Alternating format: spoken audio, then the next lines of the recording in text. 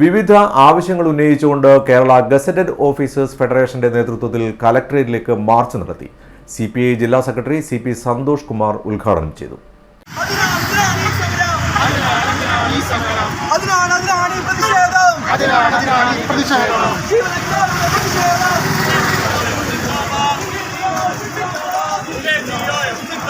കേരളത്തിൽ സംഘടിത സർവീസ് മേഖലയിലെ പ്രസ്ഥാനങ്ങൾ, തൊഴിൽ മേഖലയിലെ പ്രസ്ഥാനങ്ങളെല്ലാം മറ്റിതര മേഖലകളെ അപേക്ഷിച്ച് ഒരുപാട് മുന്നിലാണ്. അവകാശ സമരങ്ങൾക്ക് വേണ്ടി പ്രക്ഷോഭ സമരത്തിലൂടെ, നിരവധി ത്യാഗത്തിലൂടെ നേടിയെടുത്ത നിയമനിർമ്മാണങ്ങൾക്കനുസൃതമായ സംവിധാനത്തിലൂടെയാണ് അവർ മുന്നോട്ട് പോകുന്നത്. ആ നിയമനിർമ്മാണങ്ങൾ ഉണ്ടായിട്ടും ഇത് നിഷേധിക്കുന്നു എന്നുള്ളതാണ് ഏവരെയും ആശങ്കപ്പെടുത്തുന്നത്.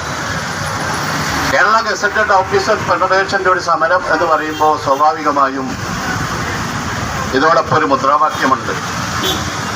അത് കേരളത്തോടുള്ള കേന്ദ്ര സർക്കാരിൻ്റെ കടുത്ത സാമ്പത്തിക വിവേചനം അവസാനിപ്പിക്കണമെന്നാണ്. അത് ഗസറ്റഡ് ഓഫീസർമാരുടെ ആവശ്യമല്ല, കേരളത്തിൻ്റെ ആവശ്യമാണ്. കേരളത്തിലെ ജനങ്ങൾക്ക് വേണ്ടിയാണ് ആ മുദ്രാവാക്യം.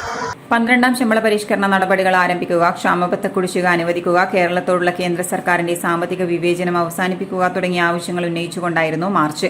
ഡോക്ടർ VR സുരേഷ് കുമാർ അധ്യക്ഷത വഹിച്ചു. ഡോക്ടർ EV നൌഫൽ മുഖ്യപ്രഭാഷണം നടത്തി. KK Adarsh, V Radhakrishnan, Narayanan Kunhikkannoth, doctor Kiran Viswanath, Sheena Vinod തുടങ്ങിയവർ സംസാരിച്ചു.